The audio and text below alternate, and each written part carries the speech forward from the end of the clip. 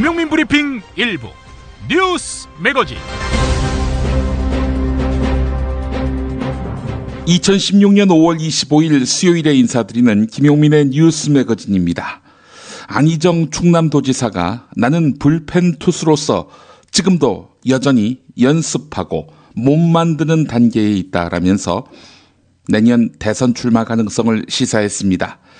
최근 한 언론과의 인터뷰에서도 대선 출마 가능성과 관련해 직접 슛을 때리기 위해 뛰어야 할지 정하겠다라고 밝힌 바 있었는데요. 자, 이 같은 발언으로 대선 출마를 염두에 두고 있는 것 아니냐 하는 관측이 나오기도 했는데요. 점점 출마 의지를 확연히 드러내고 있는 것입니다. 이렇게 안희정 지사가 대권 주자로서 거론되고 있습니다. 누리꾼에게 4가지 보기를 제시하고 비슷한 생각이 있다면 선택해 주십사 요청했습니다. 그 결과입니다. 50% 지지하지만은 차차기에 출마해야 한다. 네, 2022년 대선에 나와라 이런 얘기죠. 38%는 지지한다. 차기, 그러니까 2017년 대선에도 출마할 수 있다. 이런 의사를 표시했습니다. 3%는 반대한다. 9%는 관심 없다.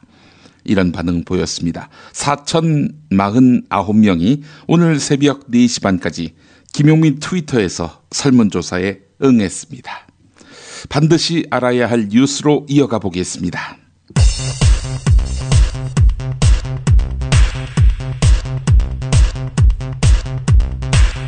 새누리당 정진석 원내대표와 김무성 전 대표, 최경환 의원이 어제 서울 여의도 한 호텔에서 조찬 회동을 갖고 당 정상화 방안에 합의했습니다.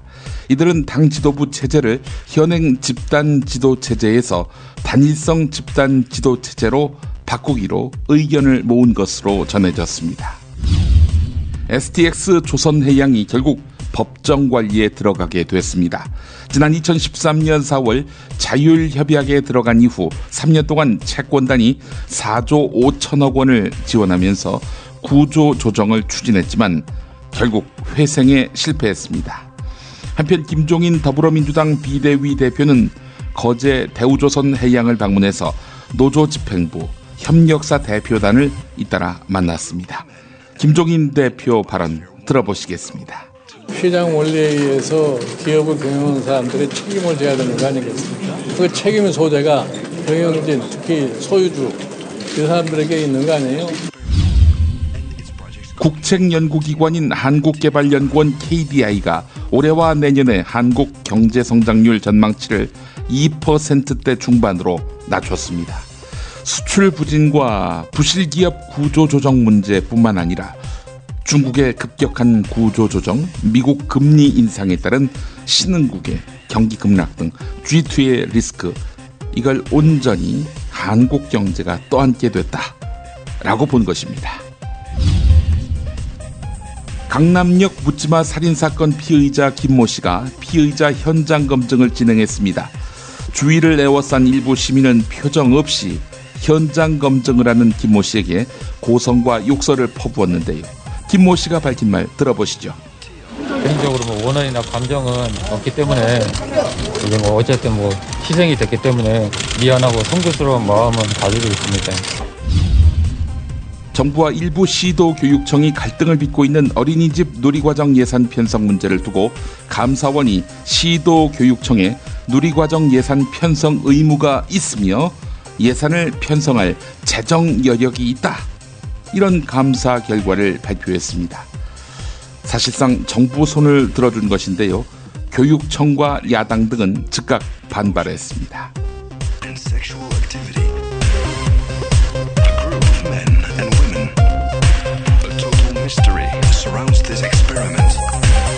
김용민의 뉴스 매거진 광고 듣고 오겠습니다. 안녕하세요. 조광래 중고차 대표 조광래가 들려드리는 오늘의 한마디. 힘든가요? 혹시 친구가 있나요? 그럼 됐죠. 김용민 브리핑과 함께하는 조광래 중고차의 대표 번호는 1800-9538. 중고차 거래는 역시 조광래 중고차.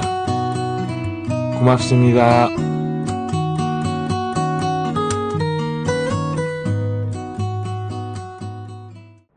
지금처럼 사는 게 싫습니까? 전복을 원하십니까? 그렇다면 와우 전복을 드십시오.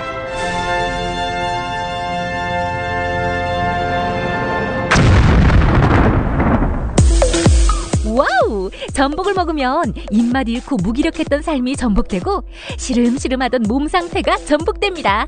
답답하십니까? 전복하세요. 100% 완도에서 잡은 전복 중에 전복. 와우 전복. 한 번 맛보면 또 찾게 되는 와우 전복. 네이버에서 와우 전복, 와우 전복을 입력하세요.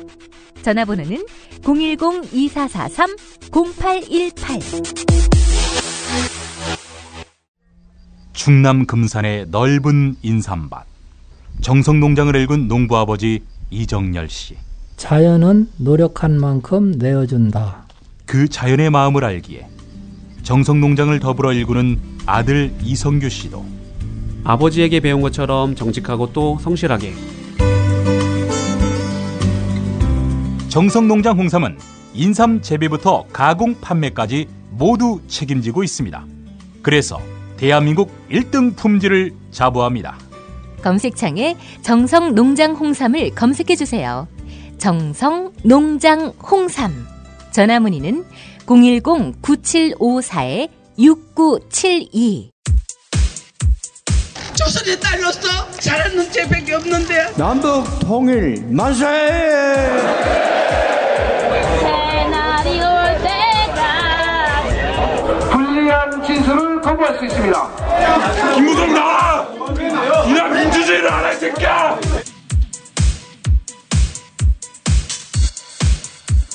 새누리당에서 탈당한 조혜진 무소속 의원이 청문회 활성화법에 대해서 청와대가 거부권을 행사할 조짐을 보이자 명분이 부족하다 이렇게 밝혔습니다. MBC 라디오 신동호의 시선집중에 출연해서 만약 거부권을 행사해서 법안 발효가 안 되거나 또는 재의결이 되면 청와대에 더 큰 정치적 부담이 될 수 있다 이렇게 밝혔습니다. 들어보시죠. 거부권 행사도 대통령이 법적으로 헌법적으로 보장된 권한이기 때문에 합리적이고 타당하면 할 수도 있다고 봅니다.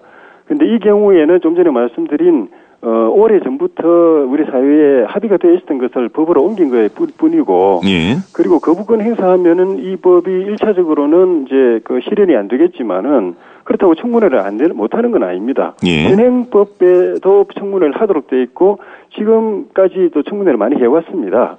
제가 간사로 있었던 미래창조과학방송통신위원회 미방위에서도 작년에 700메가대 주파수 배분 관련해가지고 주파수 청문회를 했지 않습니까?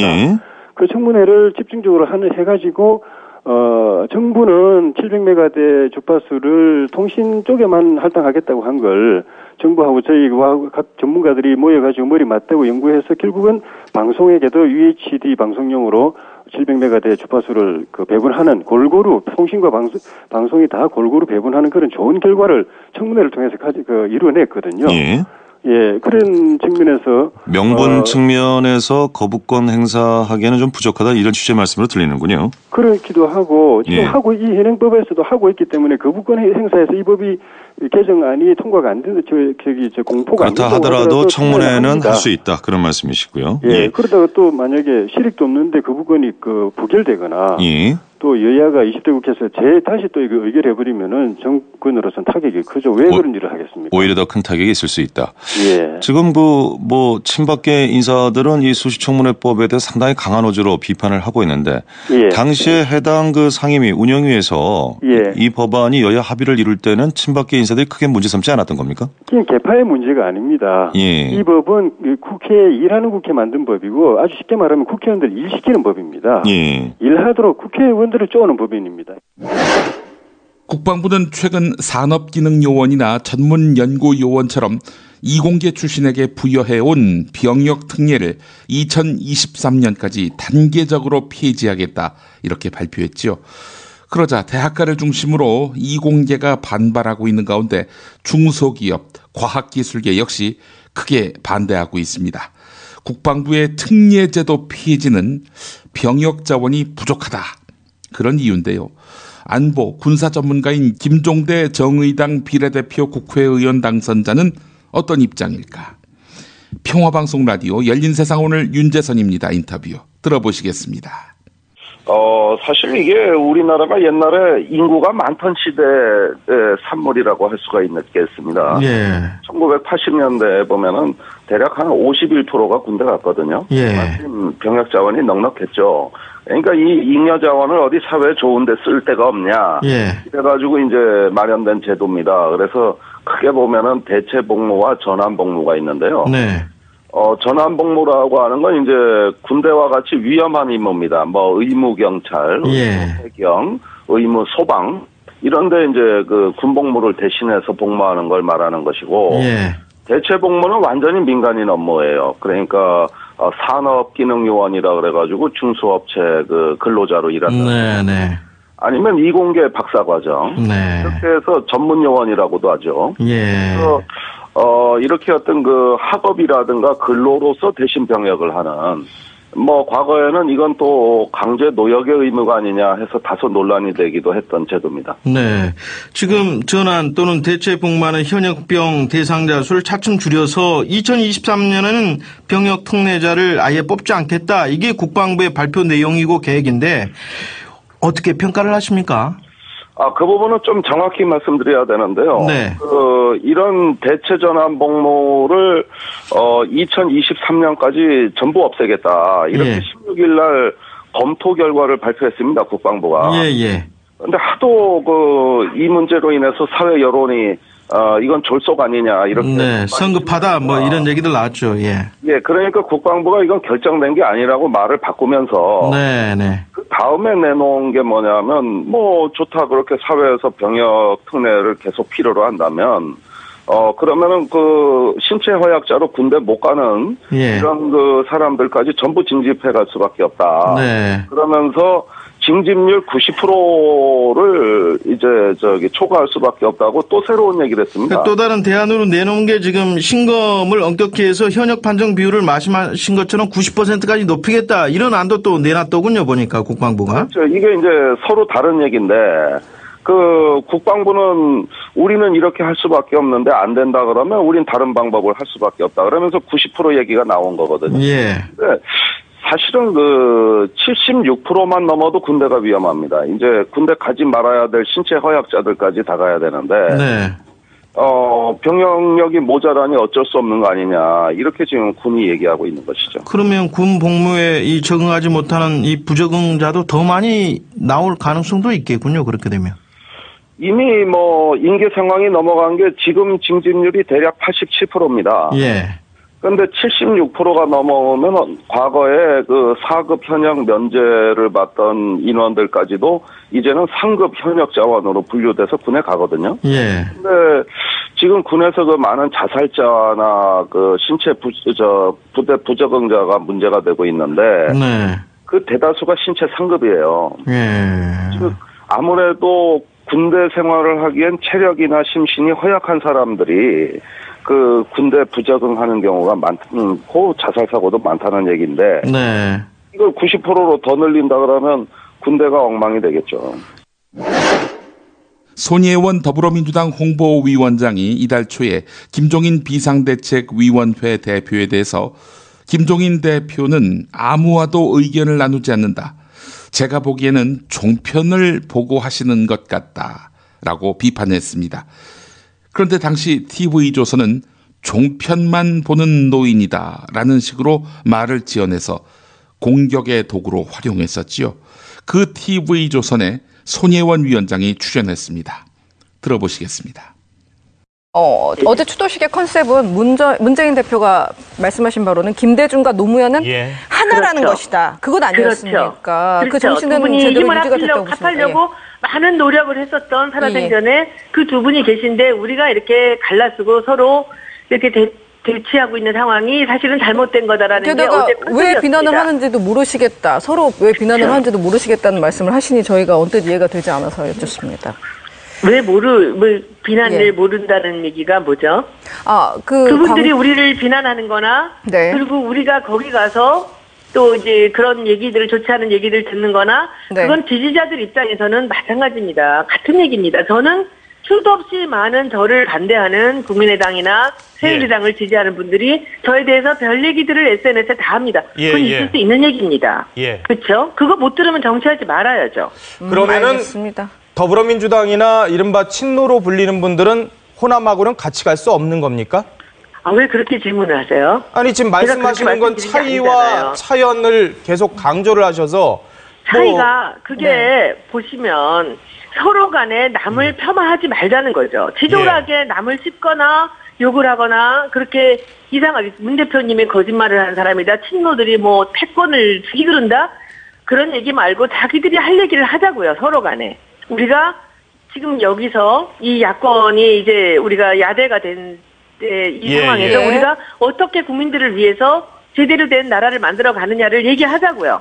남 욕하지 말고. 네네. 어떻습니까? 근데 이게 정치도 사람이 하는 거잖아요. 이게 저희도 이렇게 사람끼리 좀 티격태격하다 보면 골이 점점 깊어지는데 결국은 야권이 같이 가야 사실은 대선 승리를 할 수 있을 거라는 분석이 많은데 국민의당하고 계속 이렇게 안철수 대표와 계속 이렇게 티격태격하는 게 결국은 야권 통합을 위해서는 좋지 않은 모습일 수 있을 것 같거든요.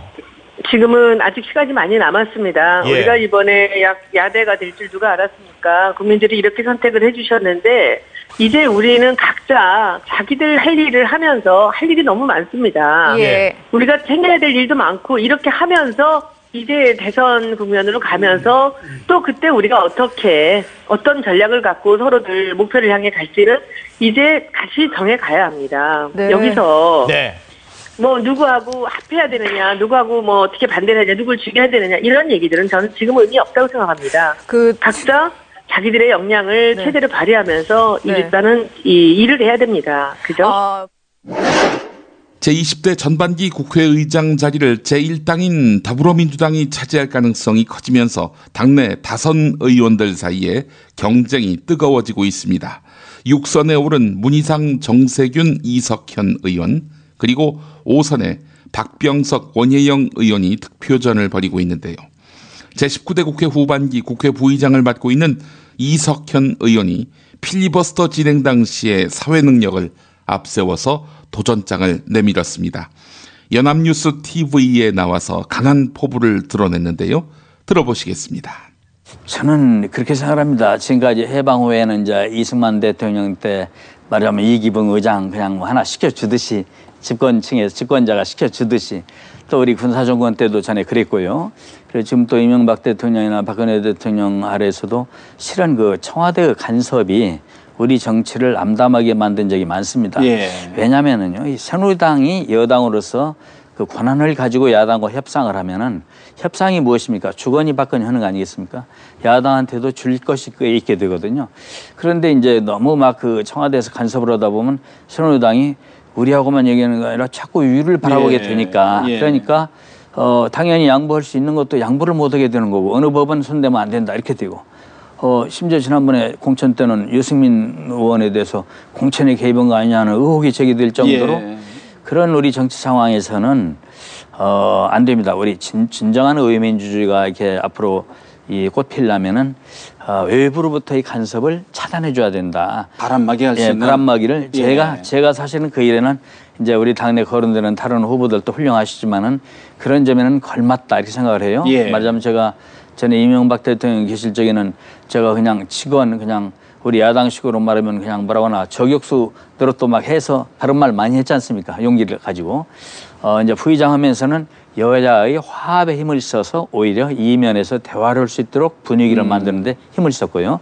그런데 앞으로도 국회의장은 이 외부로부터 간섭을 차단하는 게 제일 중요하고 또 하나는 뭐냐면 당내 국회에 있는 여러 여야 당을 잘 화합할 수 있도록 대화할 수 있도록 분위기를 이끌어주는 거. 예. 제가 그런 일에는 예전에 필리버스터를 했지 않습니까? 예. 필리버스터 사회 볼 때 국민한테 이미 평가가 났습니다. 그 SNS에서 최근에 참 김광진 현 의원이죠. 의원이 그 여론조사를 누가 국회의장감으로 적당하냐 하니까 제가 다리 거론되시는 분들 지금 뭐 우리 문희상 선배님, 정세균 의원님, 뭐 박병수 의원님 등등을 다 합한 것보다도 훨씬 많은 59%가 5,600명이 투표했는데 제가 국회의장으로 좋다고 했더라고요. 왜 그랬냐면 필리버스터 때 제가 이미 그런 화합의 리더십 그리고 또 의사진행을 방해하는 데 대해서는 단호하게 대처해서 또 이끌어가는 그런 리더십을 보여줬기 때문에 이미 그걸 인정받은 거다 생각합니다.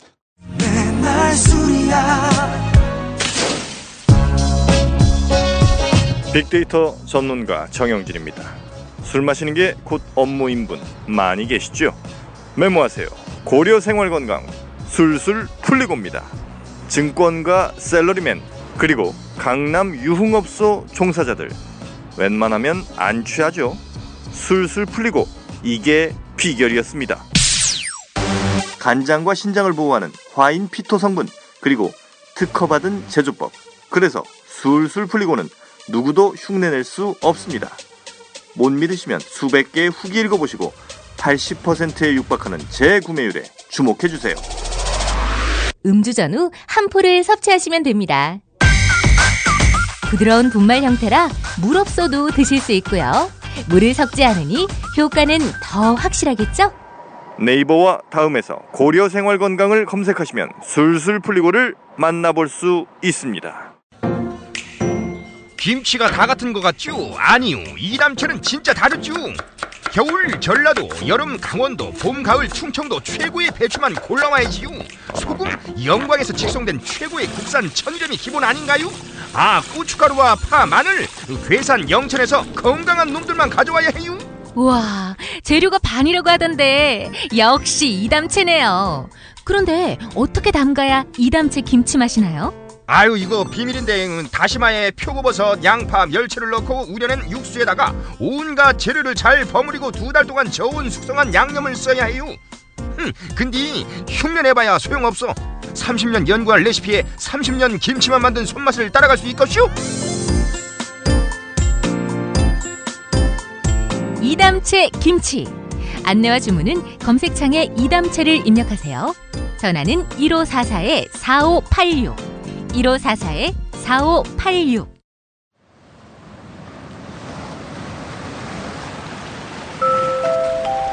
천국 있다 치고 어떤 곳일까?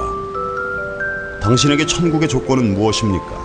가족, 친구, 웃음, 만남, 건강, 먹는 재미, 감동, 자연, 소통, 배움, 위로, 공감, 스토리, 아니면 행복한 억압? 지옥에 떨어진 사람들의 고통을 모니터할 수 있는 자격?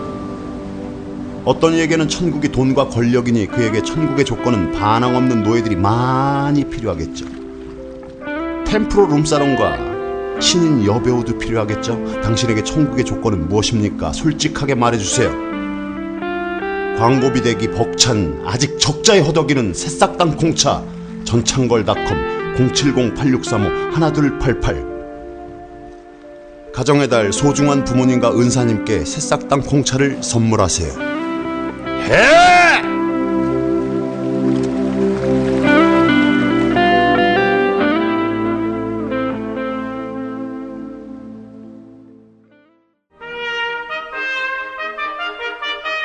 피 튀기며 박학다식을 뽐내는 퀴즈, 피박 퀴즈.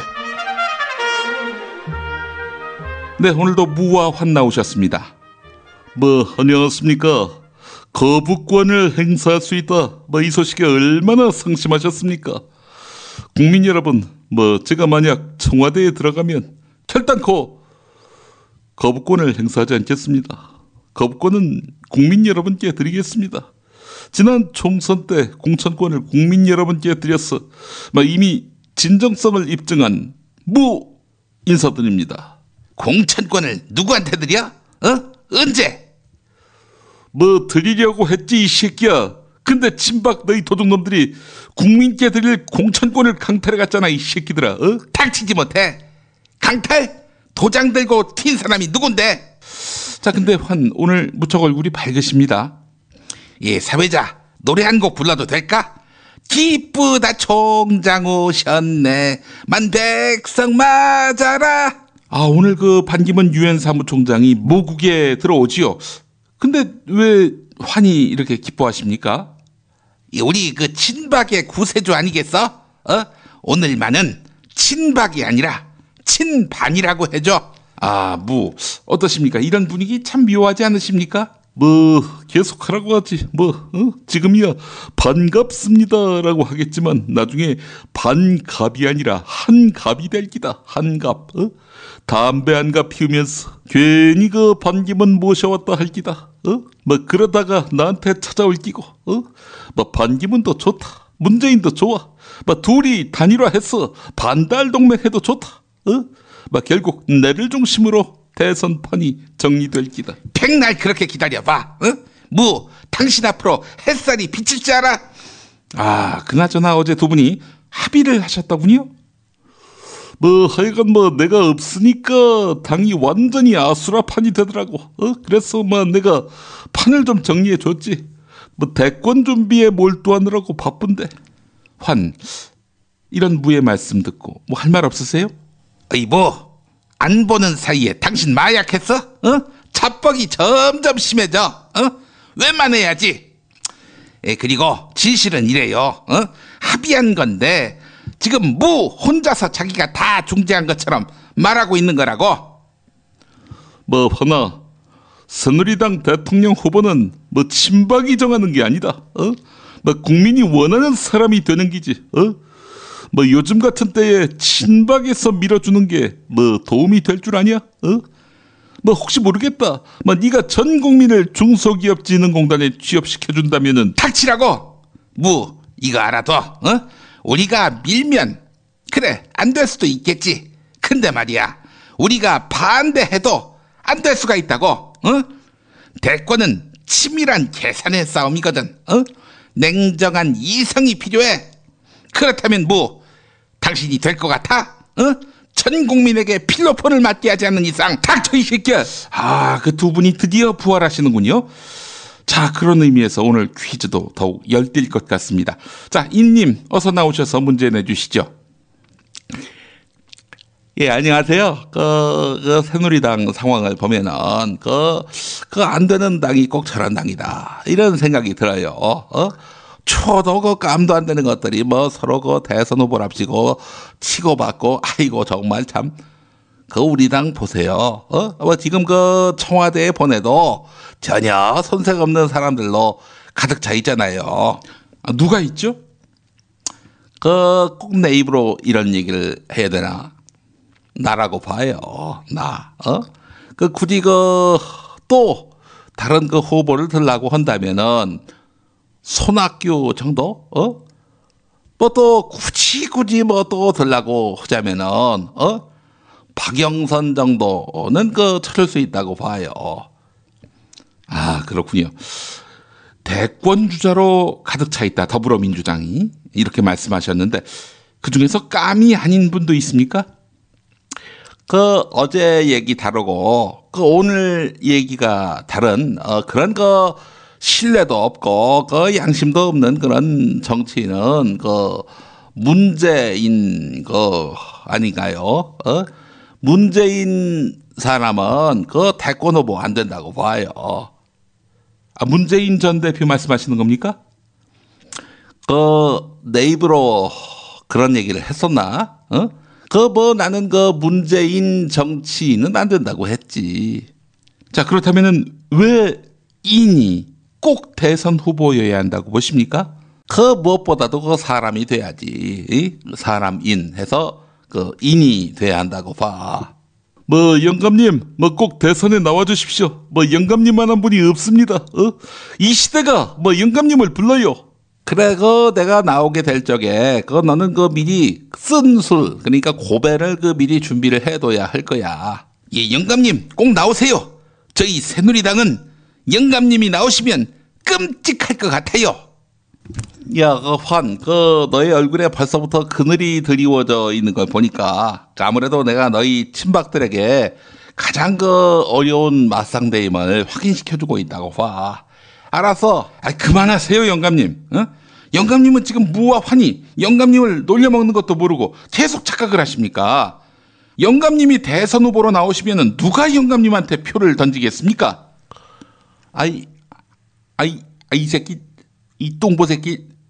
야, 이 새끼야. 너 이 새끼야, 너 배꼽에 우황청심원 들어가지, 이 새끼야. 이 새끼 뱃살 두꺼워가지고, 이 새끼.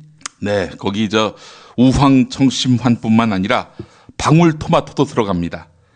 그리고 뚱보 개그 이제 그만하세요. 어? 자꾸 그러시면 저 대선 출마해서 영감님 떨어뜨릴 겁니다.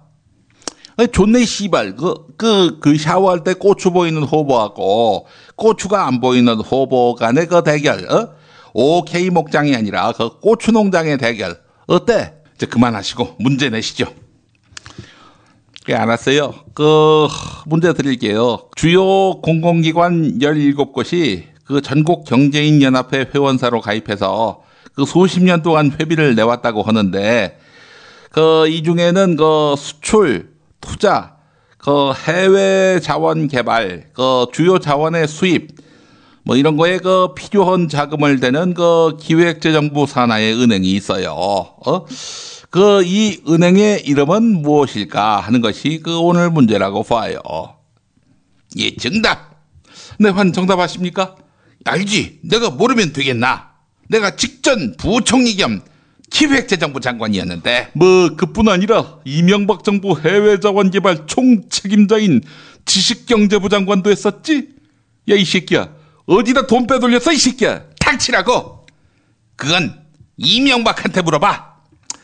자, 정답은 정말 필요한 곳에 자금을 빌려주는 정자은행. 틀렸습니다. 저 새끼, 저런 식으로 뭉개나, 이 새끼. 사회자, 바로 정답 가자. 모처럼 정답이 나올 거니까 딩동댕 준비하라고. 자, 정답. 네, 기대가 됩니다. 정답은요? 동화은행. 이 씨발 새끼 죽으려고, 이 새끼. 너 이 새끼 문제 될 때부터 동화은행이라고 하지 않을까? 나는 예상했다고 봐. 영감님, 동화은행에서는 동화책 만드는 출판사에다가 자금 좀 융자해 줬습니까? 2억 정도. 이 새끼. 너 이 새끼 친일파 아들이니까 조선 식산은행 가서 물어봐, 이 새끼야. 자, 오늘도 정답은 청취자 여러분의 몫입니다. 선물 드립니다. 요즘 대인기피증, 공황장애 등 정신적으로 피곤한 분들 많으시죠? 흥미진진한 심리학 책 나왔습니다.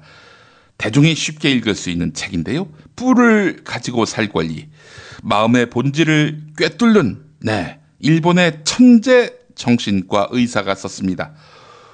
미움받을 용기, 이 책을 넘어설 탁월한 힐링 심리서, 뿔을 가지고 살 권리, 많은 기대 바랍니다. 도서출판 레드스톤에서 나왔습니다. 자, 지난 시간 정답자 발표하기 전에 이 사연부터 소개하겠습니다. 이우재님, 베이킹 파우더와 베이킹 소다는 비슷한 팽창제이긴 하지만 분명히 다른 것입니다. 라고 하셨습니다. 네, 지난 시간 정답자 베이킹 소다라고 쓴 분을 제가 정답자라고 이야기했는데, 이게 베이킹 소다와 파우더가 다르다, 이런 말씀을 주셨습니다. 그렇다고 정답이라고 했는데 오답이라고 할 수도 없고 말이죠. 베이킹 소다라고 하신 분에게 5자 중에 3자 맞히셨으니까 책의 5분의 3을 도려내서 보내드리겠다, 이렇게 말씀드릴 수도 없고요. 예, 하여간 그냥 책 보내드리겠습니다. 예, 이 사회자가 무식해서. 예, 자, 왁을 어사간 서치님, 예, 좀 띄어서 이름을 쓰시죠. 정답은 고등어입니다. 네, 맞히셨습니다. 19대 국회 임기가 얼마 남지 않았습니다. 식물국회, 역대 최악의 국회라는 오명을 듣고 있는 19대 국회. 20대 국회는 되풀이해서는 안 될 것입니다. 여소야대의 형세인 20대 국회의원이 19대만큼 최악은 아니겠지 하는 안일한 생각으로 국회에 대한 관심을 접어서는 안 될 것입니다. 국민들이 계속 국회에 무관심하다면 20대 국회는 19대 국회의 오명을 넘어서는 사상 최악의 국회가 될지도 모르겠습니다. 라고 해주셨습니다. 많은 관심 우리가 가져야 되겠습니다. 보수웅님 정답 고등어 맞히셨습니다. 보수 지지자임에도 재방송 열심히 듣는 분이라고 하셨습니다. 책을 주시면 책 받았다 자랑하면서 주변 지인들에게도 피박 퀴즈를 들어보라고 할 이유가 생길 것 같습니다. 보수인 그들도 피박 퀴즈를 즐겨 듣게 된다면 마음에 뭔가 힐링이 생기지 않을까 하는 그런 생각을 해보게 됩니다.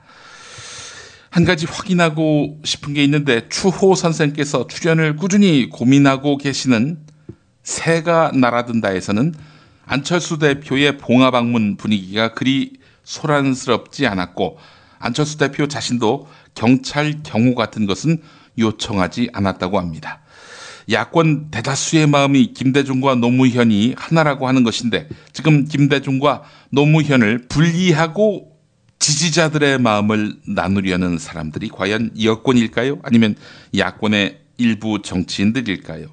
아니면 언론의 부추김일까요? 예. 추모일에 나온 워딩들을 조금은 틀어보셨으면 그래서 같이 고민해봤으면 좋겠네요. 라고 하셨습니다. 네, 의견 감사합니다. 피박 퀴즈 마치겠습니다.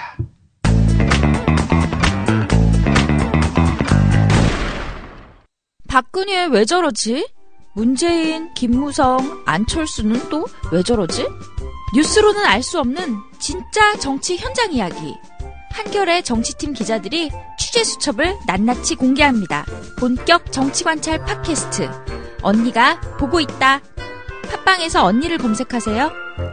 정치 한 건에서 시간입니다. 오늘도 한겨레 정치팀 김원철 기자 만나보겠습니다. 김원철 기자님.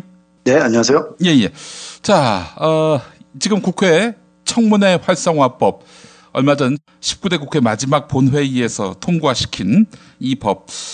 박근혜 대통령이 거부권을 행사할 것이 확실시 돼 보이는데 여기에 정종섭 당선자가 거들었군요. 서울대 법대 교수 출신이고 행정자치부 장관 지냈고 헌법학자로 통하는 정종섭 장관의 진단. 어떻게 좀 무게를 두고 봐야 됩니까? 전혀 무게를 둘 필요가 없습니다. 왜요? 어제 예. 그 국회에서 기자회견을 자청했어요. 예. 자청해서 의회 국회 독재를 가져올 위험성이 높다. 위헌성이 커서 재검토가 필요하다. 이런 요지로 기자회견을 했는데 일단 당선자 신분으로 국회에서 기자회견을 하는 것은 굉장히 이례적이죠. 이례적인데 예. 이분 같은 경우에 11년 전인 2005년 4월에 예. 서울대 법대 교수 신분으로 국회 공청회에 참석한 적이 있는데 예. 이때도 비슷한 내용의 국회법 개정안을 두고 국회 개혁 특별위원회라는 게 있었어요. 예. 그래서 여기서 개최한 공청회에 이제 교수 신분으로 참석을 한 거죠. 그래서 그때는 뭐라고 얘기를 했냐면 대통령제 정부 형태라도 국정 운영의 중심은 대통령에서 국회로 전환돼야 한다. 24시간 모든 위원회에서 입법, 인사, 국정 통제와 관련해 조사위원회와 청문회가 열려야 한다. 이렇게 진술했어요. 예. 완전 반대죠. 그래서 당시 김희정 한나라당 의원이 조사 청문회 대신 국정감사 확대가 효율적이지 않냐 이렇게 질문하니까 당시 정종섭 교수는 우선 조사 청문회를 보다 더 활성화시켜서 수시적으로 하면 국정감사를 안 해도 될 만큼의 성과를 얻는다고 본다. 이렇게 얘기를 했어요. 이분은 이 얘기는 지금 그 국회법 개정안을 도입하기로 했던 전문가 그룹에서 주장하는 바와 정확히 일치합니다. 그 저희가 좀 소개를 해드리면 한겨레가 그 정의화 국회의장 직속 국회 개혁 자문위원회에 소속됐던 전문가분들하고 통화를 해봤는데요. 예. 일단 그 위원회의 위원장을 맡았던 최석원 전 공주대 총장의 얘기를 들어보면 그때 논의할 당시에 이런 소모적인 방식의 국정감사 대신에 상임위원회에서 현안에 따라 심층적으로 청문회를 하는 게 오히려 행정부를 도와주는 일 아니겠느냐 이런 취지로 자기들이 이런 개정안을 의견을 냈는데 지금은 그런 취지에 대한 설명을 완전히 거꾸로 하고 있다는 거죠. 그래서 국정감사, 국정조사와 차별화되는 상임위 차원의 청문회가 활성화되면 소모적인 국정감사는 자연스럽게 없어질 것이다. 이렇게 설명을 하고요. 즉 그 정부에서 지금 이 반대 논리로 내세우는 대표적인 것이 비효율적인 국정감사 이것과 유사하게 청문회가 운영될 거다. 그래서 청문회가 국정을 마비시킬 거다 이렇게 주장을 하는데 오히려 청문회가 상임위 차원에서 활성화돼야 이런 국정감사의 필요성 자체가 적어져서 자연스럽게 개선이 된다는 거죠. 당시에 그 새누리당 추천위원 몫으로 그 자문위에 들어왔던 황정근 변호사도 같은 취지의 얘기를 했는데 얘기를 들어보면 당시 여야 추천위원들이 만장일치로 동의를 했는데 그 이유는 제도 자체가 좋기 때문이었다. 행정부가 두려워하는 거는 사람들을 많이 불러다가 죄인 다루듯이 하는 그런 청문회 방식인데 이건 운영의 문제다. 이런 운영 때문에 이런 좋은 제도를 도입 안 한다는 건 좀 이상하지 않느냐. 이런 식으로 설명을 했어요. 그러니까 지금 행정부의 주장이 얼마나 억지 같은지를 알 수 있고요. 특히 정종섭 당선자 이분은 정말 학자로서의 최소한의 양심이 있는 분인지 굉장히 의심스럽습니다. 아니 물어보았을 거 아니에요. 아니 그때는 이런 소리 해놓고 왜 이제 와서 딴 소리 하냐. 너 말을 얼버무리죠. 그리고 한겨레가 또 며칠 전에 그 내용을 또 이 정 당선자의 학자 시절 주장을 가지고 기사를 쓴 게 있는데 그때 내용을 보면 대통령이 국회 임기 만료 때까지 정부 이송 법안 공포를 미루면 그 법안은 법률로 확정된다 이렇게 본인 책에 썼어요. 그래서 이 내용에 대해서 오늘도 기자들이 물어봤는데 입장을 추후에 밝히겠다. 이분이 이게 전력이 있잖아요. 지난해 그 유승민 원내대표 축출 사태 때 그때 이제 행정자치부 장관이었죠. 그때 국회법이 이제 정부 시행령에 대해서 국회 수정 요구를 권한을 강화하는 방향으로 개정이 됐는데 그때 당시 행자부 장관으로서 국회 대정부질문에 나와서 자신이 교수 시절에 쓴 그 헌법학 원론 이 내용에 보면은 당시 국회법 개정안의 내용을 지지하는 내용이 있어요. 그래서 여기에 대해서 지금 당신 학자 시절에 쓴 내용은 지금 현 정부 기조와 배치된다. 이렇게 얘기했더니 제가 책에 쓴 거는 일반 이론이다. 일반 이론. 이런 식으로 빠져나갔는데 이게 무슨 말인지 저는 참 최소한의 부끄러움도 없는 것 같습니다. 아니 일반 이론이 있고 특수 이론이 또 있습니까? 특수 상대성 이론과 일반 상대성 이론. 야, 이래야 국회의원이 되는 모양입니다. 아이고, 한심하게 이럴 데 없는 정종섭 장관 이야기를 했는데 또 이런 사람을 진실하다라고 또 추켜 세운 그런 지도자도 참 문제고요. 배신의 정치가 더 나은 것 같아요. 어찌 보면은. 그렇죠. 자, 김영란법. 지금 정치권, 언론계, 전반적으로, 태풍의 눈으로 인식하고 있는 것 같습니다만은, 김영란법과 관련한 공청회가 있었다고요? 그 9일에 김영란법 시행령안이 발표가 됐고, 거기에 대한 그 입법 예고안에 대한 공청회가 어제 열렸습니다. 그래서 좀 김영란법 시행령을 둘러싼 논란을 좀 정리해봤으면 좋겠는데요. 지금, 시행령에서 3만원, 5만원, 10만원으로 식사, 선물, 경조사비 상한선을 정해놨어요. 즉 3만원 넘는 식사, 5만원 넘는 선물, 10만원 넘는 경조사비는 처벌을 받게 되는 거죠. 이제 여기에 대해서 외식업계, 하회농가, 농축수산업자들 말을 빌려서 이제 주요 언론에서 이게 굉장한 내수 위축이 우려된다 이런 요지의 주장을 계속 해왔잖아요. 그래서 과연 그런 주장들이 얼마나 타당성이 있는가를 이 타이밍에 한번 짚어봐야 될 것 같은데요. 저희가 보기에는 과장이 좀 섞여 있다 이렇게 보고 있습니다. 예를 들어 보면 한국외식산업연구원이 주장으로는 4조 1,500억 원 정도의 이 외식산업이 김영란법 때문에 날아갈 거다 이렇게 주장했는데 그 근거를 보면 외식 고객 중에 3만 원 초과 비용을 쓴 이들이 전체 외식 고객의 5%라고 보고 그냥 전체 외식 매출의 5%를 곱해서 그냥 4조 1,500억이라는 숫자를 계산해낸 거예요. 근데 이 속에는 민간인들끼리 서로 밥을 먹는 것도 있고 가족들끼리 먹는 음식도 포함되어 있고 마치 3만 원이 넘는 모든 식사는 이 김영란법에서 규제하는 공직자나 언론인들을 대상으로 한 그런 부정한 식사 자리였을 것이다는 이상한 전제가 깔려 있는 거죠. 그러니까 이건 좀 너무 피해가 뻥튀기 돼 있고요. 그래서 한겨레 저희 취재 기자들이 조금 정밀하게 계산을 해봤어요. 그 현대경제연구원이 발표한 자료가 있는데요, 지난해에. 이 법 적용 대상자의 7%가 이런 선물을 받는다고 굉장히 비관적으로 기준을 적용해 봤어요. 그랬더니 선물 수요 감소폭이 고작 0.86%예요. 조금 더 다시 설명을 드리면 2014년 부패 인식도 조사 결과를 보면 일반인과 기업인의 그 금품 접대 제공 경험 비율이 한 2%나 4% 정도 되거든요. 그런데 이것을 그 공무원이나 언론인들이 그러니까 이 사람들이 제공한 경험이 있다는 게 한 2에서 4% 정도 되니까 조금 더 넓게 잡아서 한 7% 정도로 잡은 거예요. 받은 사람이 7% 정도 될 것이다. 이렇게 잡고 계산을 해봤더니 수요 감소폭이 1%도 안 됐다는 거예요. 그러니까 이 지금 보수 언론에서 주장하는 것이 조금 과장이 심하지 않은가 이런 부분을 저희가 과학적으로 좀 검증해 볼 수 있고요. 이런 식으로 지금 주리 언론에서 반발 목소리가 많이 나오는 거는 언론인이 법 적용 대상에 들어갔기 때문에 그런 측면이 좀 있는 것 같아요.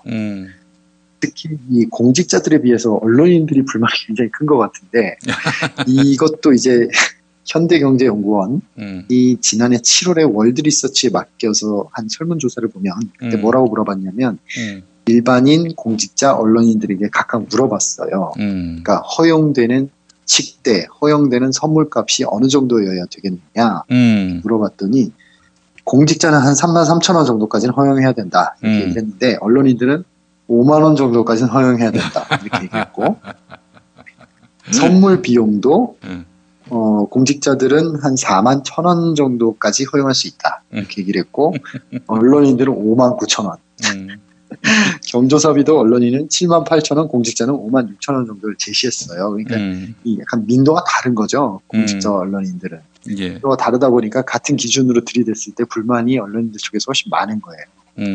그래서 이 언론인들이 이 김영란법에 대한 본인들의 불만이 좀 기사에 투영된 거 아니겠느냐. 이런 이제 추측을 해볼 수 있고요. 근데 이제 언론사 종사자는 공직자가 아닌데 이렇게 법으로 처벌하는 것은 조금 위헌 소지가 있지 않느냐 이런 얘기는 법률 학계에서도 나오는 얘기이긴 한데 이 부분에 대해서는 지금 헌법재판소가 한 올해 7월이나 8월쯤 결론을 낼 것이기 때문에 그때 한번 결과를 봐야 될 것 같습니다. 이거 참. 그 내일신문 내일만평을 그리는 김경수 화백 있죠. 그분의 작품 중에 이런 내용이 있더라고요. 뭐 말씀하신 대로 3만 원, 5만 원, 10만 원. 그렇게 하면은 뭐 우리나라 내수 산업이 다 망할 것처럼 얘기하지만 3만 원, 5만 원, 10만 원에 맞춘 상품이 나온다는 거죠. 거기에 걸맞는 그런 김영란법 맞춤형 상품이 나오니까 걱정 안 해도 된다. 한우산업 뭐 굴비 파는 상인들 걱정 안 해도 된다. 이런 얘기를 하더라고요. 아니 뭐 그 액수에 팔지 않는다고 문 닫을 장사꾼이 어디 있습니까? 그리고 이게 지금 모든 손님들이 그 공직자나 언론인과 함께 이렇게 식사를 하는 그런 자리라는 가정하에 자꾸 그런 얘기가 나오는데 민간인들끼리도 얼마든지 식사를 하고 그 많은 가격에 식사를 할 수 있는 거고요. 그렇죠? 가족들끼리도 얼마든지 할 수 있는 것이기 때문에 그런 부분은 크지 않다. 이런 논리는 조금 비약을 제가 해보자면 촌지를 많이 줘야 내수가 활성화된다. 뭐 이런 논리하고 크게 다르지 않은 게 아닌가. 좀 그런 생각이 듭니다. 예, 우리 김원철 기자님은 3만 원, 5만 원, 10만 원 이런 규정이 나와도 삶에 불편함이 없으시겠죠? 크게 없을 것 같습니다. 예. 알겠습니다. 자, 국회 선진화법 그 헌법재판소 판결 코앞이라고요? 예, 내일 선고가 예정돼 있습니다. 잘 아시다시피 국회 선진화법에는 지금 재적의원 5분의 3이 찬성해야 신속 처리 안건으로 지정할 수 있도록 한 규정이 있잖아요. 이것 때문에 이제 19대 국회에서 다수당이었던 새누리당이 곤란을 많이 겪었는데 그래서 당시에 지난해 1월 2015년 1월에 새누리당 의원 19명이 헌법재판소에 권한쟁의 심판을 냈어요. 예. 정말 입법권을 가진 국회가 자기들이 법을 바꾸지 못하고 헌법재판소를 찾아가는 굉장히 코미디 같은 일이 벌어진 건데요. 예. 어쨌든 접수됐으니까 헌재는 사건을 심리했고 그 결론이 내일 나오는 겁니다. 이제 새누리당 의원들은 당시에는 이게 이제 다 헌법에 규정된 다수결 원칙에 반한다 이렇게 주장을 했는데 뭐 문헌상으로는 그럴 수 있습니다. 49조 헌법 49조를 보면은 국회는 헌법 또는 법률에 특별한 규정이 없는 한 제적 의원 과반수 출석과 출석 의원 과반수 찬성으로 의결한다 이렇게 되어 있거든요. 예. 근데 이 문헌의 해석이라는 것은 또 여러 가능성들이 열려 있기 때문에 이 부분에 대해서 헌법재판소가 어떻게 판단할지는 뚜껑을 열어봐야 할 거고요. 이게 지금 20대 국회에서 여소야대가 되면서 지금 미묘하게 지금 기류 변화가 있잖아요. 예. 사실 야당 입장에서는 이게 위헌이 나서 이제 과반 의석만 가지고서 뭔가를 할 수 있게 되면 사실 20대 국회에서 훨씬 편해지죠. 아, 그것뿐만 아니라 이제 새누리당은 셀프 빅엿을 먹는 셈 되는 거 아닙니까? 그렇죠. 만약 그렇게 돼서 무슨 국민의당하고 더불어민주당 두 야당이 1당 3당이 손잡고 하려고 하면 못할 게 없는 거죠. 저는 못할 게 없는 거죠. 저는 그런 상황 되면은 계엄령 선포한다고 봅니다.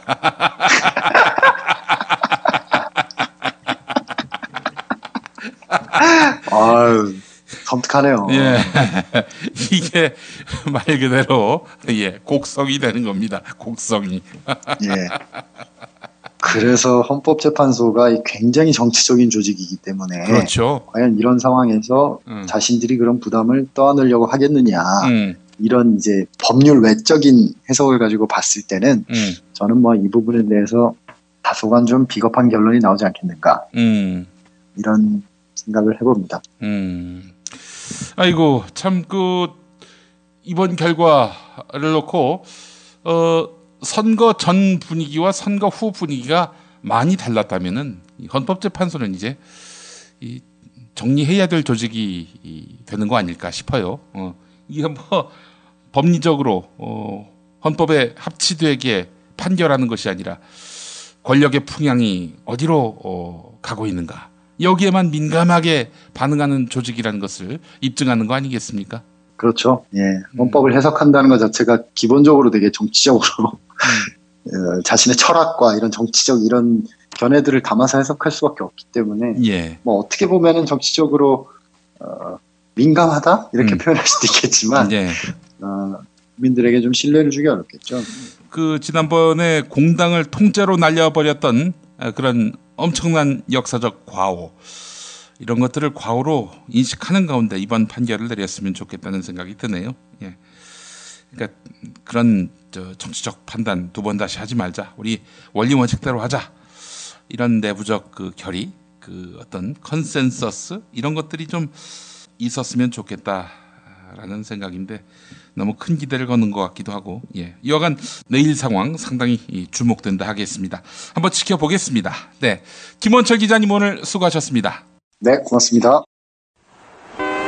자기는 정말 훈남이고 자상하고 스마트한데, 그런데 잠잘 때는 아니야. 정말 아니야. 진짜 엽기야. 그럴 수밖에요. 그렇게 코를 골아대는데 본의 아닌 결례, 이제 그만! 간편하고도 반영구적인 코골이 방지기구 24,000원이면 됩니다. 심한 코골이와 수면 무호흡 걱정 마세요. 99% 감소 효과를 보장합니다. 검색창에 코골이 119, 코골이 119를 입력하세요. 문의는 1566-0783. 코골이 119는 의료기기 제조 수출업체 메디슬립에서 만듭니다. 공화국 참치논평, 구이동 대양 참치를 맛보지 못한 국민 여러분은 진정한 참치 맛을 보기 위한 강도 높은 중대 조치를 취했을 계획을 표명하시고 곧장 구이동으로 달려오시기 바란다. 참치에 대한 체질적인 거부감과 적개심을 노골적으로 드러내는 분도, 구이동 대양참치에 오시면 추호도 용납할 수 없는 포항무도한 폭식 행위를 자행할 것이다. 구이동 대양참치. 월요일 참치데이 이벤트, 화요일 참치머리 서비스로 함께합니다. 주차장 걱정 마시고요. 대중교통은 서울 지하철 2호선 구의역 2번 출구에서 5분 거리입니다. 대양참치 구의점 02-455-8087. 아유, 저 사고 큰데 사람이 많이 다쳤겠어요. 아니, 저 차량은 뭐가 그리 급하다고 과속 운전에 끼어들기까지 하나? 아니, 근데 운전자 보험은 가입했을까? 운전자 보험이요? 저런 인사사고 때에는 상대방한테 형사 합의금을 지불해주는 운전자 보험 말이에요. 변호사 비용도 주고 벌금도 보장해주는 운전자 보험. 아, 자동차 보험에서 보장해주지 않는 대인 합의금을 보장해주는 보험 말이에요? 그거 굉장히 비싸지 않나요? 아니에요. 난 7,000원 운전자 보험 카페에서 가입했는걸요. 뭐라고요? 7,000원 운전자 보험 카페?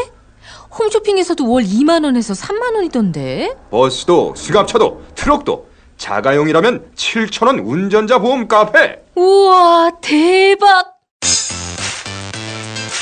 비싼 보험료 때문에 힘드시죠? 풀보장 운전자 보험을 저렴하게 만나는 가장 좋은 방법. 다음 네이버 카페에서 7,000원 운전자 보험을 검색해보세요. 전화문의는 02-849-9730. 10년차 베테랑 손해보험 전문 설계사가 평일은 물론 주말 공휴일에도 상담해드립니다. 다시 한번 전화문의는 02-849-9730. 7,000원 운전자 보험, 택시, 버스, 트럭 등 영업용 차량 운전자 보험도 상담해드립니다. 당신이 알아야 할, 또 우리 공동체가 알아야 할 뉴스, 김용민이 챙겨드립니다. 지금은 제1부 뉴스 매거진과 함께하고 계십니다. 경제의 속살 들여다보겠습니다. 오늘도 민중의 소리 이완배 기자 함께하겠습니다. 이완배 기자님. 네, 안녕하십니까. 예. 자, 김종인 더불어민주당 비상대책위원회 대표. 구조조정 국면 아닙니까? 네, 그렇죠. 최대 주주의 주식 소각으로 책임을 물어야 한다. 이런 주장을 펼쳤습니다. 평소에 경제 민주화를 주장해온 주인공답게 네. 이 노동자들한테 책임 다 뒤집어 씌우는 이런 네. 형태의 구조조정 노선과는 사뭇 달라 보입니다. 어떻게 평가하십니까? 네, 이게 지금 이제 김용민 PD님께서 말씀하신 것이 그 김종인 대표 주장의 핵심적인 문제점입니다. 그러니까 지금 이 말로만 들어보면은요, 제가 자세히 설명을 드리겠지만, 예. 마치 이것이 그 재벌 오너들에게 책임을 물리자라는 주장으로 받아들여질 가능성이 굉장히 높고요. 그래 보입니다. 네, 그리고 대부분의 언론이 지금 그렇게 보도를 하고 있습니다. 그런데 저는 이 주장에 대해서 매우 찬성을 할 수가 없습니다. 그래서 그 이야기를 좀 드리려고 합니다. 예. 이게 그 엊그저께 중앙일보 단독 보도로 세상에 알려진 소식이죠. 예. 요지는 뭐냐면 김종인 대표가 이제 중앙일보 기자가 기업 구조조정에 대해서 물어보니까요. 부실 경영에 대한 책임을 물어 대주주와 경영진의 주식 지분을 소각하는 방식 등으로 먼저 책임을 지도록 해야 한다. 이렇게 이야기를 한 겁니다. 그래서 이 말 뉘앙스는 뭐 말씀해 주셨듯이 당연히 구조조정 위기에 처한 기업들의 오너에게 책임을 물린다. 이렇게 받아들여지고 있고요. 그래서 뭐 여러 언론들도 지금 그렇게 이틀째 보도를 하고 있습니다. 예. 이게 물론요, 그 주식 소각이라는 게 오너들에게 책임을 물리는 것이 맞기는 맞습니다. 맞는데요. 제 입장에서 보기엔 매우 불충분한 책임 추궁 방식이어서 저는 전혀 동의가 안 되는 대안이었습니다. 예, 우선 이 뉴스를 이해하기 위해서는요, 주식 소각이라는 게 뭔지부터 이해가 돼야 됩니다. 주식 소각이라는 건 말 그대로 주식을 태워버리는 겁니다. 그러니까 누군가가 들고 있는 주식을 태워서 이 지구상에서 사라지게 만들어 버리는 거죠. 예. 근데 이제 이걸 왜 하냐면, 이 설명이 조금 어려울 수도 있겠는데요.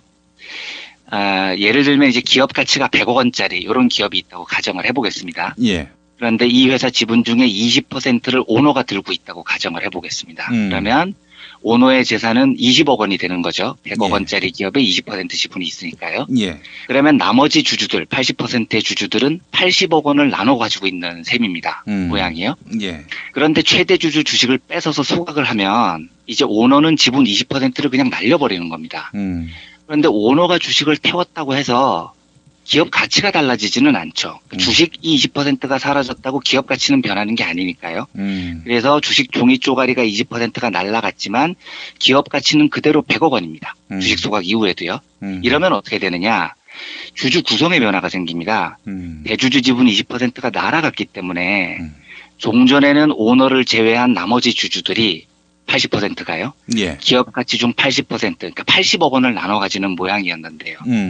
오너가 주식 소각을 해버리면 오너 지분이 사라졌기 때문에 나머지 주식 80%가 과거에 보였던 80억 원이 아니고요. 전체 기업 가치, 그러니까 오너가 포기한 20억 원까지 포함을 해서 100억 원짜리 기업을 나눠 가질 수 있게 되는 겁니다. 그러니까 예전에는 80% 주주들이 80억 원을 나눠 가졌는데 이제는 80% 주주들이 100억 원을 나눠 가지게 되는 거죠. 이래서 오너가 주식 소각을 하면 오너는 주식을 날리는 대신에 이 오너의 주식 지분이 다른 주주들에게 골고루 돌아가는 효과가 나타납니다. 예. 이러면 어떤 현상이 벌어지냐면요. 지금 이제 김종인 대표가 겨냥하는 주식 소각 대상이 아마 대략 현대상선하고 한진해운 두 회사로 보여집니다. 예. 그래서 이제 실제 두 회사의 운명은 오너가 아니라 채권단으로 넘어간 상태이기 때문에 아마 이제 제일 어려운 이 두 회사를 대상으로 말씀을 하신 것 같아요. 그래서 이렇게 만약에 오너들의 지분을 예를 들어서 아까 모양처럼 다 소각을 해버렸다. 그래서 오너의 재산이었던 원래 그 지분을 여러 주주들이 나눠 가졌다. 예. 누가 혜택을 보는 건가요? 이렇게 하면은 결과적으로 혜택을 보는 건 주주들밖에 없습니다. 근데 지금 구조조정을 하는 국면에서 필요한 건 양적 완화 이야기도 나오죠. 또 정부 재정이 투입돼야 된다고도 하죠. 이 말은 무슨 말이냐면 현대상선하고 한진해운 두 기업에 돈이 필요하다는 겁니다. 두 기업의 부채를 갚아야 되고요. 두 기업의 과잉설비를 정비하는 데에도 돈이 들어가는 겁니다. 그런데 주식 소각을 하면 두 회사에는 돈이 전혀 공급이 되지 않습니다. 그냥 오너가 들고 있는 지분 가치를 주주들이 나눠 가지는 거예요. 그러니까 실제로 돈이 필요한 회사에는 돈이 한 푼도 안 들어오니 결과적으로는 뭐 양적 완화를 하건 정부 재정이 들어가건 돈은 여전히 들어가야 된다는 거죠. 그래서 두 회사에 종사하는 노동자들, 두 회사 자체는 아무 혜택을 못 본다는 겁니다.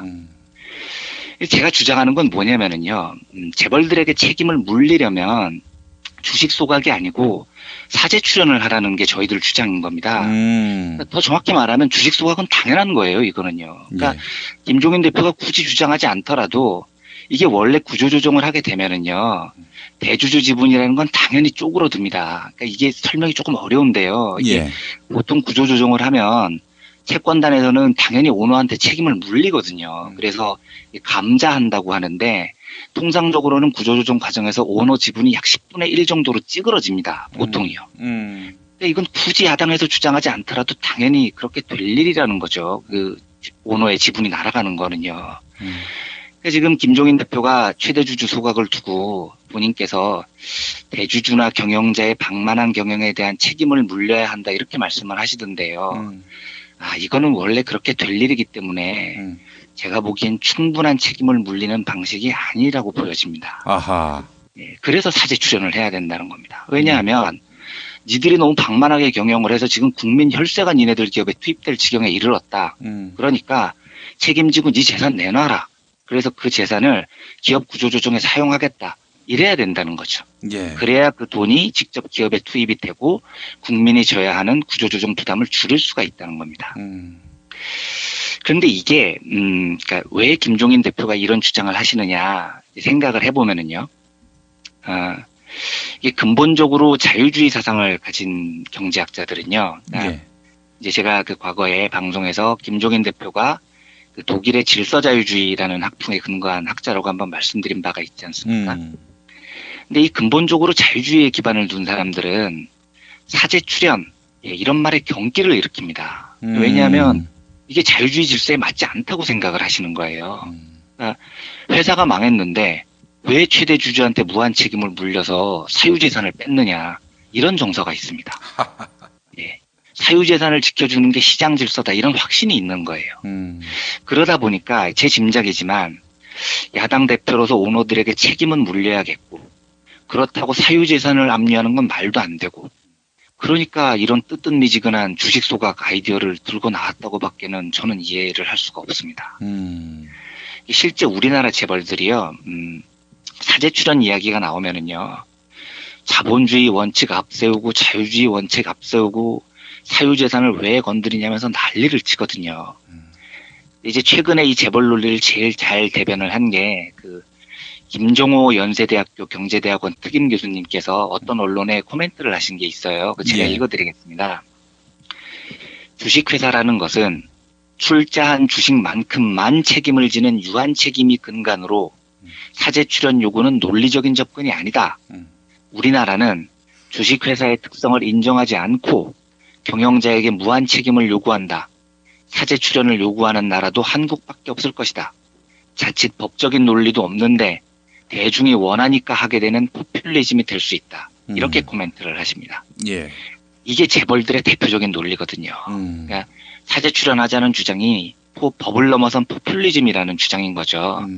괜히 재벌들의 재산을 빼앗아서 군중들이 열광하니까 자본주의 원칙에 대해서 족도 모르는 사이비들이 사재 출연 주장하고 나선다 이런 주장들인 거거든요.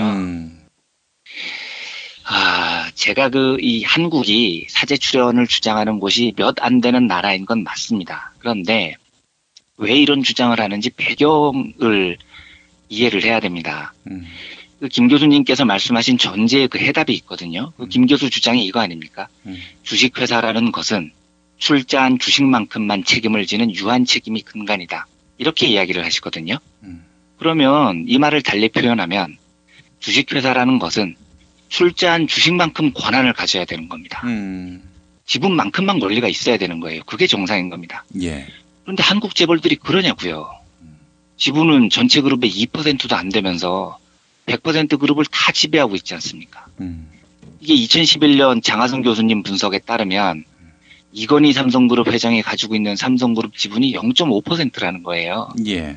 가족 지분 다 합쳐도 1%가 안 된답니다. 롯데그룹도 마찬가지거든요. 그러면 그 정도만 권한을 행사해야 되겠네요. 그렇죠. 1%만 권한을 행사해야 되는데 사실은 황제처럼 행사하고 있지 않습니까? 예. 신격호 회장도 지분이 0.05%, 가족 지분 합치면 2.2%밖에 안 된다는 겁니다.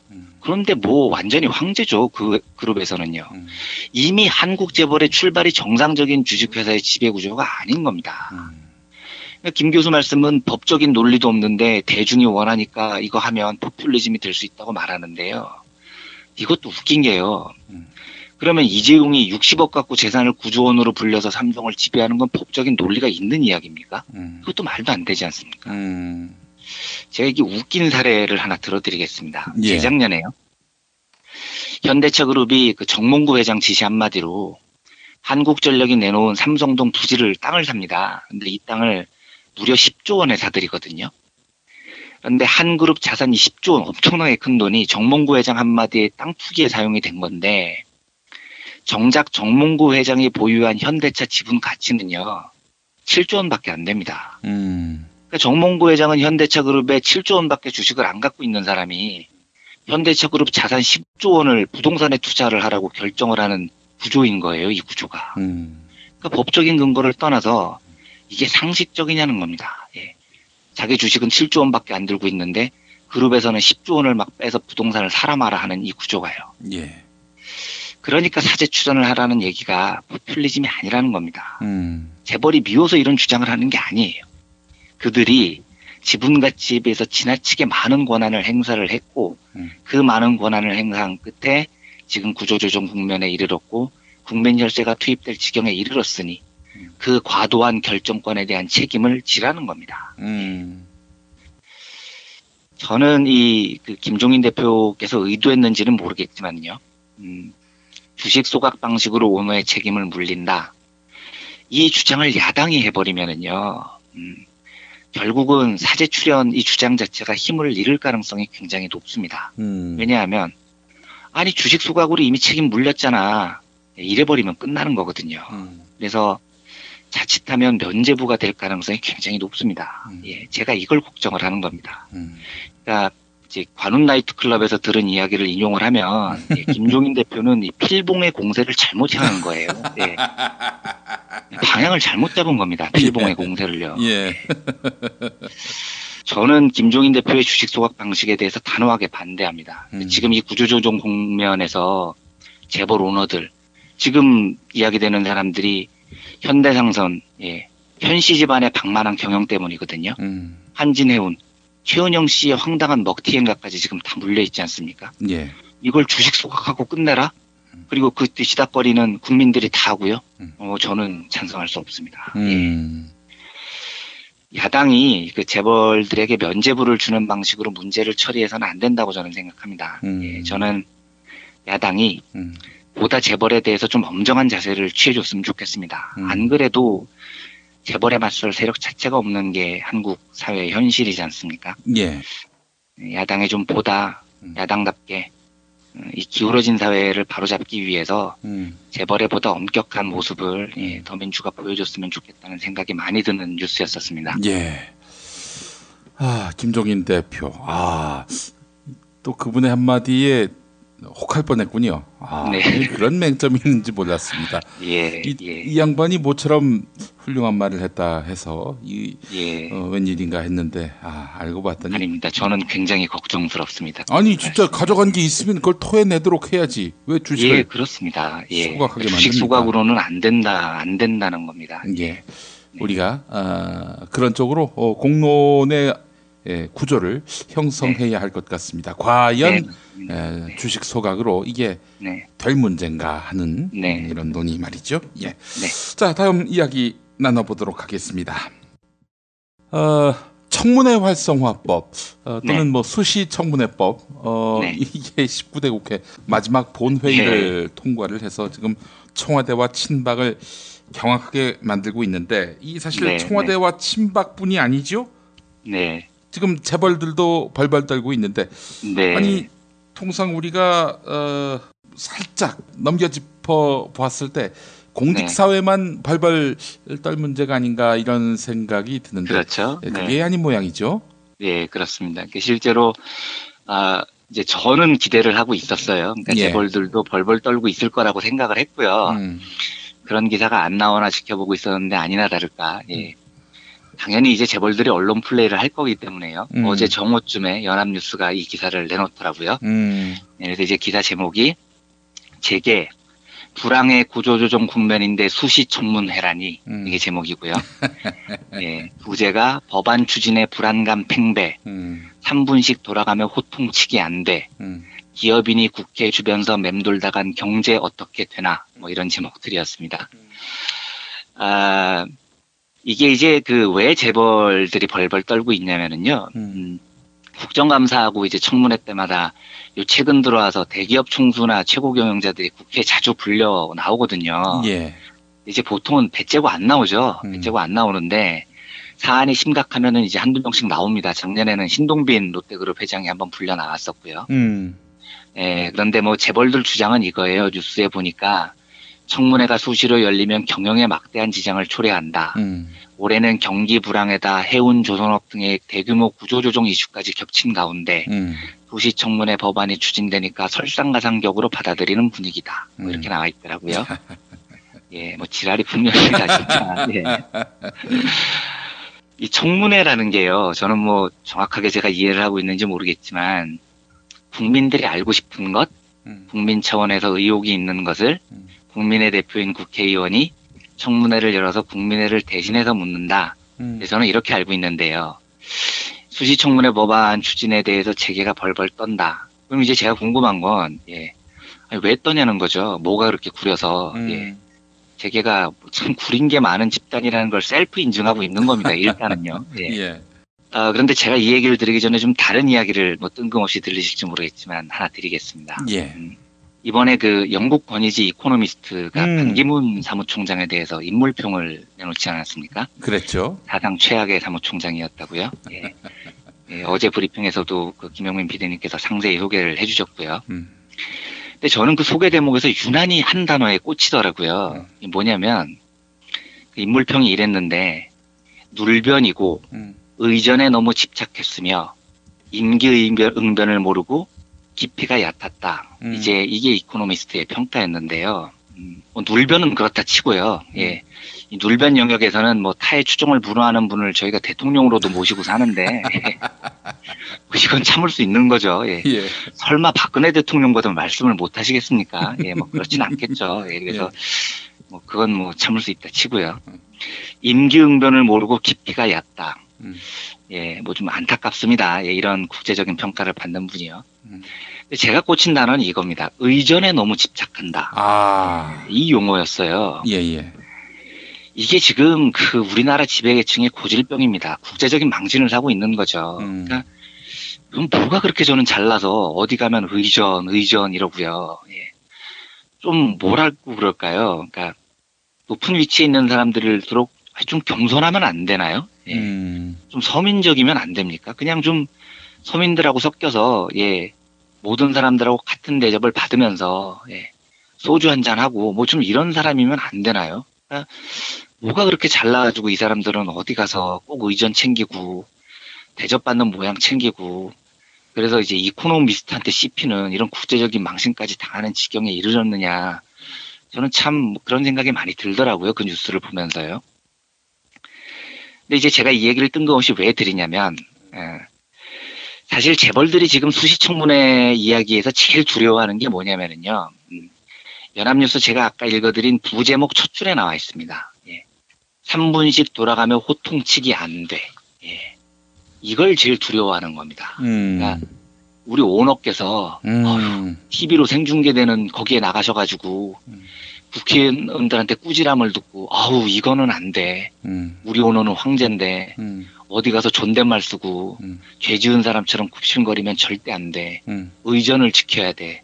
이겁니다. 이거. 이 사람들이 불편해하는 게요. 연합뉴스 보도에 보면 이런 대목이 나옵니다. 재계 관계자 이야기인데요.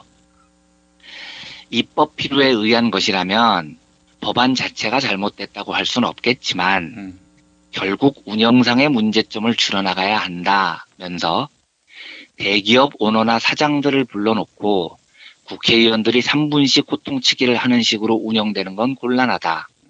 특정 사안에 대한 청문회라면 해당 사업을 잘 아는 실무임원이나 본부장급이 답변해서 실질적으로 청문 과정이 운영돼야지 무조건 오너부터 먼저 불러놓고 보자는 관행은 없어져야 한다고 강조했다.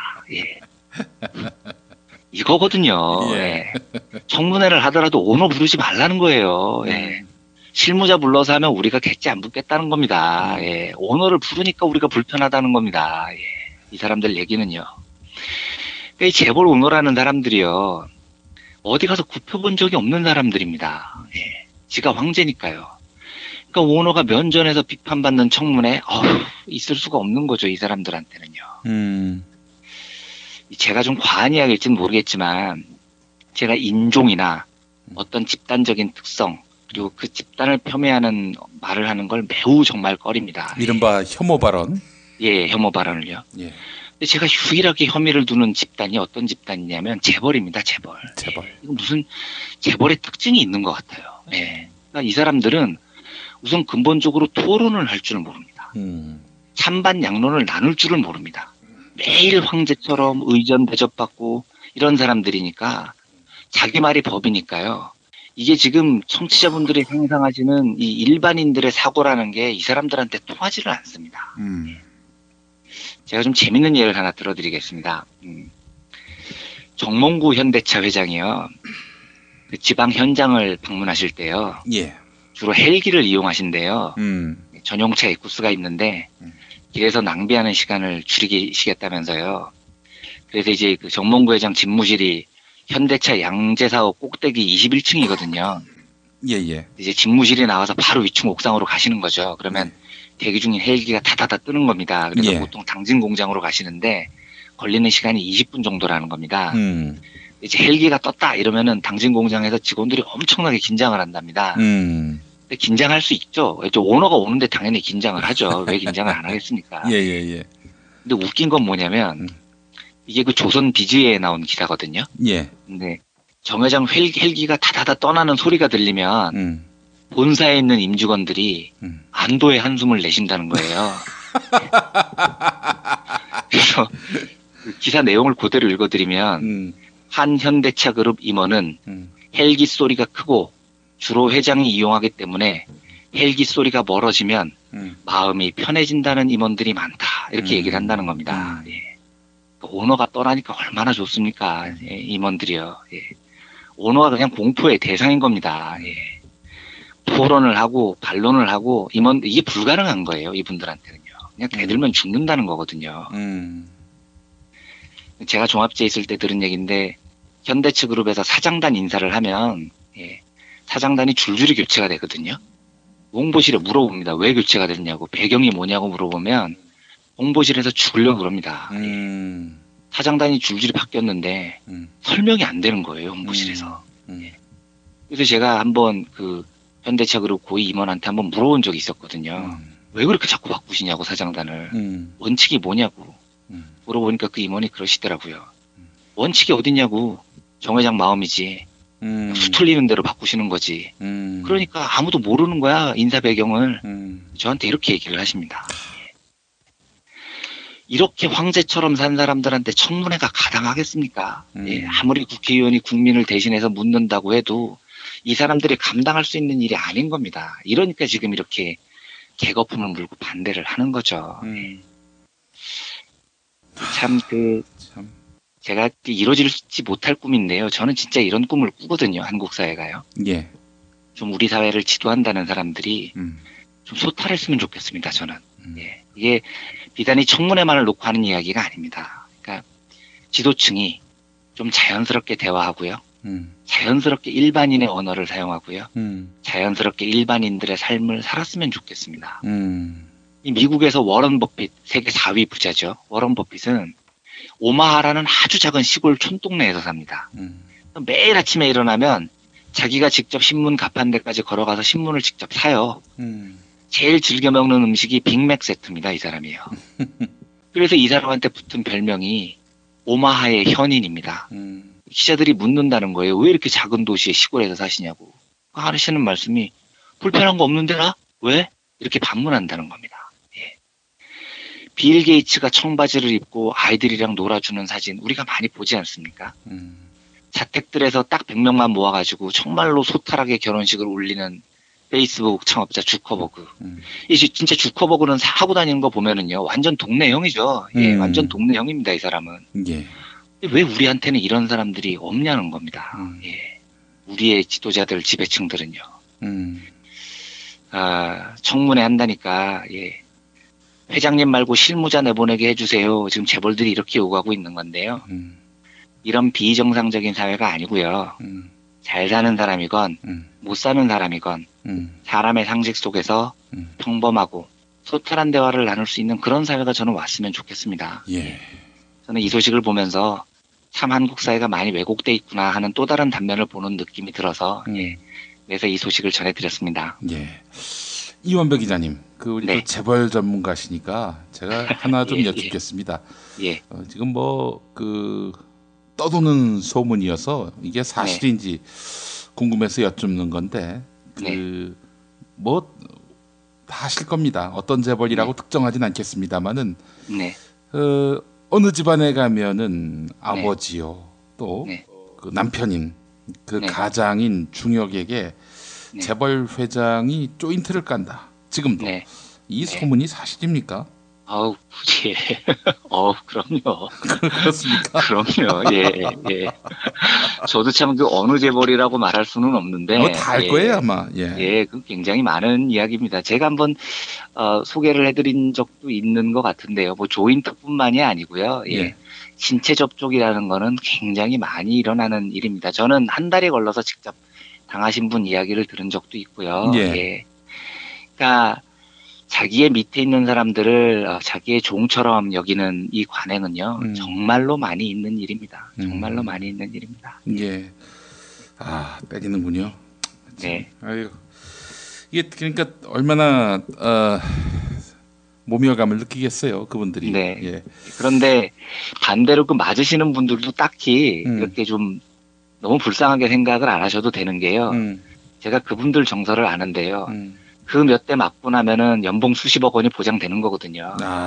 예, 그래서 꾹 참고 있는 거죠. 그래서 그분들도 딱히 그렇게 불행하지는 않으세요. 그래서 예. 노예로서 산다는데 뭐 굳이 그렇게 또 불쌍하게. 예, 아주 뭐 고급 노예로 사시는 거니까요. 오히려 그 밑에서 시도 때도 없이 해고의 위협에 놓여야 되고 임원을 조인트를 깔 정도인데 임원의 신체에 접촉할 정도인데 노동자들 알기를 어떻게 알겠습니까? 그 사람들이요. 예, 예.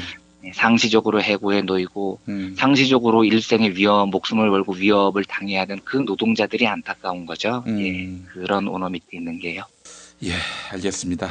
아이고 참 오늘도 씁쓸하게 마무리합니다. 그러니까 네.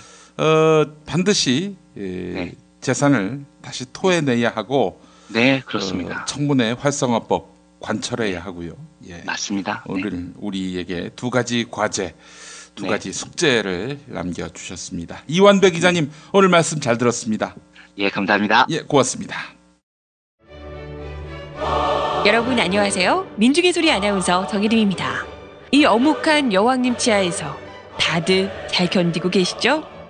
오늘도 종편의 주옥 같은 헛소리에 혼이 정상인 듯 정상 아닌 비정상 같은 여왕님의 우주 타령에 고구마 100개쯤 한꺼번에 삼킨 듯 답답한 마음에 죄 없는 가슴팍만 두들겨대고 계세요. 이젠 시원한 사이다 같은 민중의 소리와 함께하세요. 잘 키운 진보 언론 열종편 안 부럽습니다. 한 달 10,000원 소액 CMS 후원으로 민중의 소리에 큰 힘이 되어주세요. 1661-0451 1661-0451 전화 기다릴게요.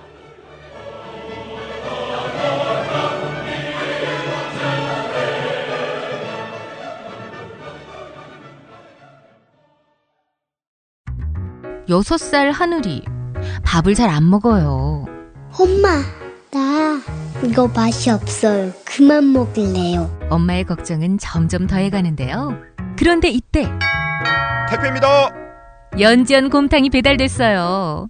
직접 도끼로 팬 장작불 위에 한우 사골과 도가니를 가마솥에 한가득 넣고 24시간 끓인 진구 연지연 곰탕이 하늘이 입에 들어가는 순간 아, 맛있다. 엄마 한 그릇 더 주세요. 하늘이의 밥도둑 연지연 곰탕. 조미료 같은 첨가물이 전혀 들어가지 않아 엄마의 기쁨은 더하답니다.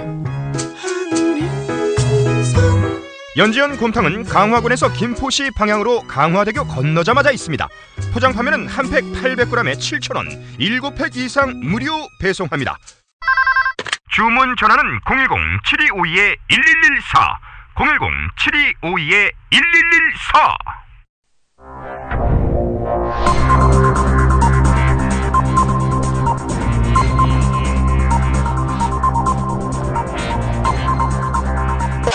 공화국 논평. 이제 남은 권력이라고는 거부권밖에 없으신 박근혜 동지께서는 이 거부권마저도 쓰지 말라, 미쳤냐 이러면서 반발하고 있는 야당에 대한 강도 높은 국가적 중대 조치를 취하실 계획을 표명하시고 구체적인 공격 방침을 제시하시었다.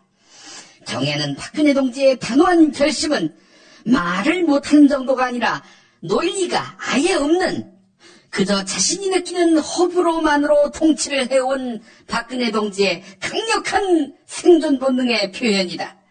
만약 청문회가 활성화돼서 국회가 행정부 권력자, 자본가를 불러다 놓고 날마다 한 따까리 한다면 유신 정권 시즌2는 사실상 총원을 구할 수밖에 없다는 점에서 대통령직이 곧 가업이라 할 수 있는 박동지에 대한 체질적인 거부감과 적개심을 노골적으로 드러내는 것으로 규정하지 않을 수 없으며 추호도 용납할 수 없는 포악무도한 도발 행위로 판단하지 않을 수 없다.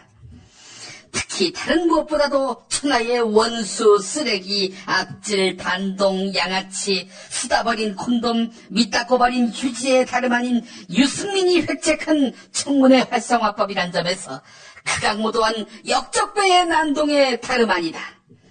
야당은 박동지에 대한 모독을 중단해야 할 것이며 총선 패배로 여전히 머리가 어지러우신 박동지에게 사과의 큰 절을 올려야 할 것이다.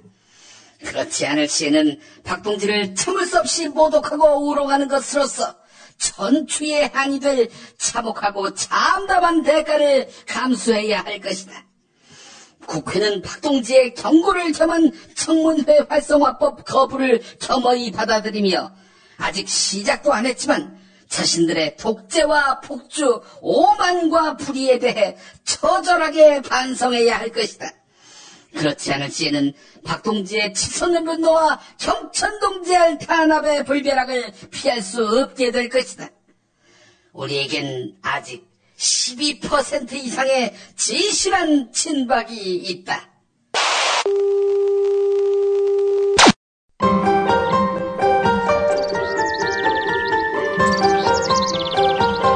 오늘의 날씨. 오늘 종일 맑은 날씨가 되겠습니다. 서울 낮 기온 27도, 대구 30도로 어제보다 7도에서 8도가량이나 높아지겠습니다. 볕이 강하게 내리쬐면서 다시 자외선과 오존도 강해지니까 주의하시기 바라겠습니다. 주 후반으로 갈수록 점점 더 기온이 오른다고 하는데요. 30도를 웃도는 한여름 날씨가 찾아올 전망입니다. 오늘 김용민의 뉴스 매거진은 한국예술종합학교 김진혁 교수의 페이스북 글을 소개하면서 마무리하려고 합니다. 남자가 다 나쁜 건 아니다라는 범주로 생각하는 것과 여자는 신체적, 사회적 모든 면에서 약자의 위치에 있다라는 범주로 생각하는 것은 언뜻 비슷한 것 같지만 전혀 다른 이야기인 시기다. 이 두 다른 범주로 이야기하는 사람은 결국 다른 범주의 이야기를 상대방에게 하고 있기 때문에 대화가 잘 진행이 안 될 수밖에 없다. 나는 여자가 신체적, 사회적 모든 면에서 약자의 위치에 있다. 이 범주에서 이야기하는 게 맞다고 보는 범주를 지닌 사람이다. 그리고 과거에 상당히 오랫동안 남자가 다 나쁜 건 아니다라는 범주에서 생각했던 사람이기도 하다. 그렇다면 내가 남자 입장의 범주를 부정하게 된 것일까? 전혀 아니다. 난 모든 남자가 나쁜 건 아니라는 확신을 여전히 가지고 있다. 다만 그 범주를 강남역 살인 사건이나 여성 차별, 여성 혐오, 나아가 약자에 대한 신체적, 사회적 폭력에 적용하는 것이 무의미하다고 생각이 들게 되었을 뿐이다. 이렇게 이야기하면 내가 강자 중심 사고에서 약자 중심 사고로 바뀌었다고 생각할 수도 있다. 일견 맞는 면도 있다. 실제로 나는 자신의 약함을 스스로 노력해서 극복하지 않는 사람들에 대해 야릇한 혐오감을 갖고 있기도 했으니까. 하지만 결코 그게 다는 아니다. 내가 여성 중심의 범주를 보다 선호하게 된 것은 이런 식의 모든 문제의 핵심적 본질은 약자로부터 출발하고 해결책 역시 약자로 귀결되기 때문이다. 이건 여성이 느끼는 공포감에 대한 문제며 여성이 이 공포감을 안 느낄 수 있도록 실제로 안전하다고 생각할 수 있도록 해줘야 하는 것이 본질이라는 말이다. 물론 이를 위해서 남성들이 노력을 해야 하겠지만 그렇다고 해서 남성들이 온전히 다 해결할 수는 없다는 말이다. 남성들의 노력은 매우 중요하지만 그래도 필요 조건이지 충분 조건은 아닌 것과 같다. 그 이상이 필요한 것이고 이건 약자가 욕심이 많아서가 아니라 약자가 느끼는 공포심과 두려움, 실제의 피해 사례들은 어느 누군가의 선의로 해결될 수 없기 때문이다. 약자 스스로가 괜찮다라고 느낄 수 있는 모든 물리적, 심리적, 도덕적, 구조적, 사회적 조건들이 최대한 보장돼야 하는 것이다. 이런 내용이었습니다. 네, 김용민의 뉴스 매거진 마치겠습니다.